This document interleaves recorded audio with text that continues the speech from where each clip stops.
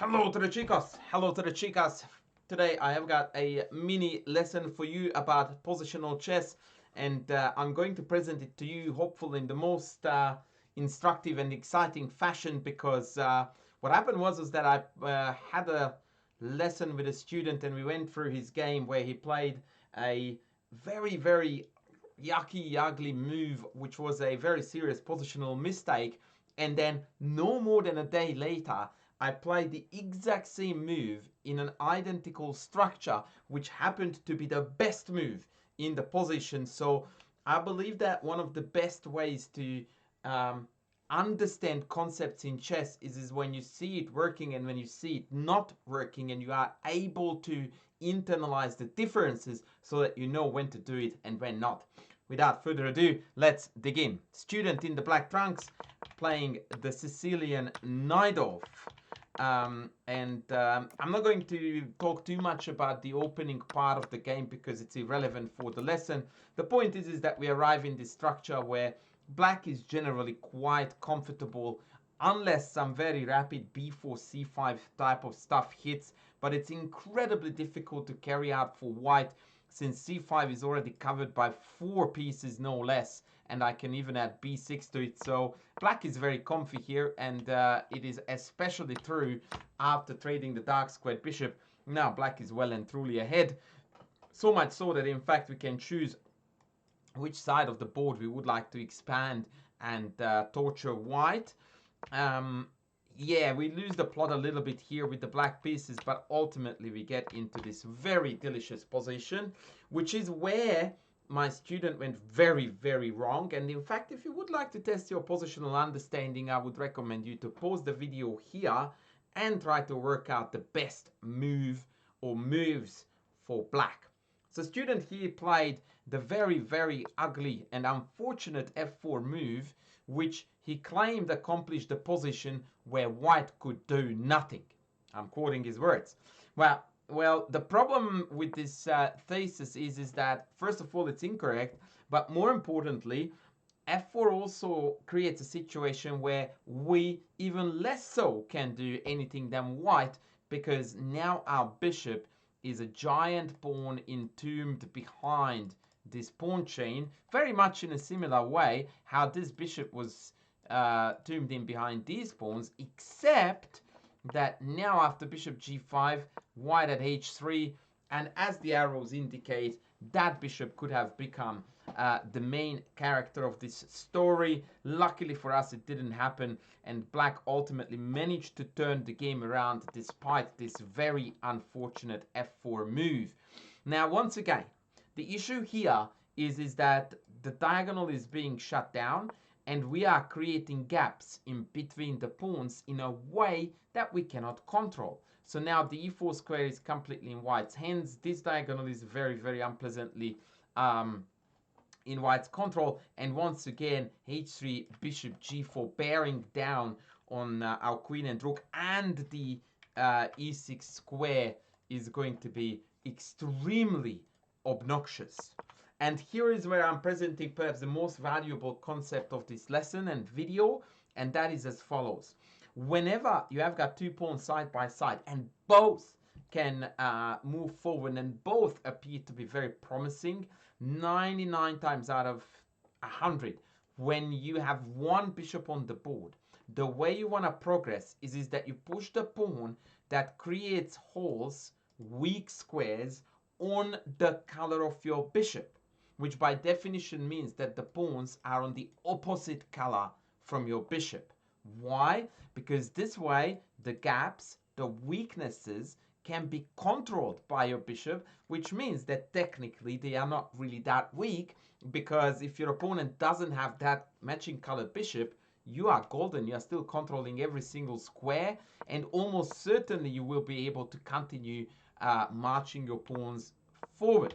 In contrast, if you put your pawns on the color of your own bishop, then you create gaps, holes on the opposite color complex, which you cannot control. So now, unless we have a knight or a light squared bishop, we have irreparably damaged our position, and it is going to be indeed a very sad game from here on out. Luckily for student, he still managed to pull off a victory, but yeah, definitely not courtesy of f4. Now let's have a look at my game. This was pretty cool. We are once again in an almost identical line in the Najdorf, and here b5 actually is best move as per Anish Giri's fabulous knight, of course denying knight c4 and obtaining an almost identical structure to what you saw in my student's game. So by the way, now I'm back on the Najdorf bandwagon, because I've got at least 3 students now who are playing the Najdorf as their main repertoire with black. So I also switched back from Sveshnikov to Najdorf. That's my way also to support my students, that I play their openings, so I've got also some insight and fresh material. All right, so here my opponent played f3, which I thought was a bad idea, because it allowed me to give this check and propose trades of the dark squared bishops, which is something that I want, because there's already a super delicious outpost for my knight on c5.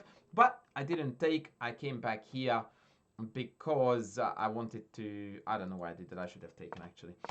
Note here, by the way, that against g3 my plan was f4, which I thought was quite a smart and clever counterpunch. Pawn can't take because it's pinned. Obviously take is terrible, and after bishop f2, I don't know if I would take. I would take, actually, that was my plan. Yeah, take bishop g5, and my bishop is a total rock star.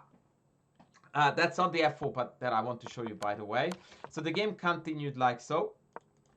Take, knight c5, putting b3 on the map, b3, and yes, you guessed correctly, f4. Now this is the f4 that is pretty much the polar opposite of the previous f4 that you saw in the student's game, because here I am progressing the pawn correctly according to the color of my bishop. In fact, my next move against everything is bishop f5, immediately taking control of the weakened square. I'm ready to advance my pawn to e4, and I'm dominating the position. Yeah, in fact, I immediately went e4 without playing bishop f5. The engine actually favors bishop f5 quite heavily. I don't know, man. I feel like I'm winning this very, very, very hard. And yeah, after castles, I actually mobbed this game up very, very quickly. Here, my opponent read by playing king b1, walking into bishop f5, which is a super nasty threat of knight takes b3, cb, and then e3 check, winning the queen. So you had to go king b2, and after the check, I came in from d3 with another check, disconnecting rook and queen, forcing an exchange sack, and winning the game in a few more moves. But that's irrelevant. The point is that my f4 allowed me to further expand in the center.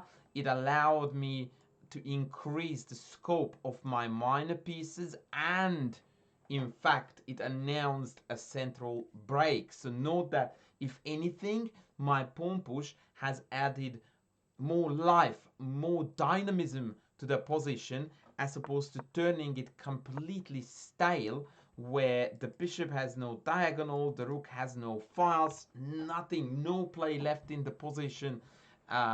Very, very unpleasant suffering. In fact, if in this position, as black, I could just remove the pawn from e5, I would do that in a heartbeat, because at least then I would have an e file to work with, and I would have a long diagonal to work with. So yeah, that is the main difference between these two f4s.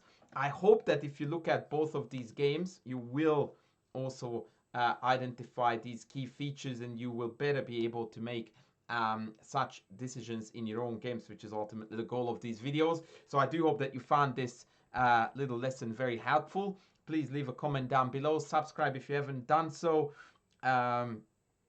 Leave a comment. I love comments. And I'm going to see you guys in the next video. Thanks for watching. Bye.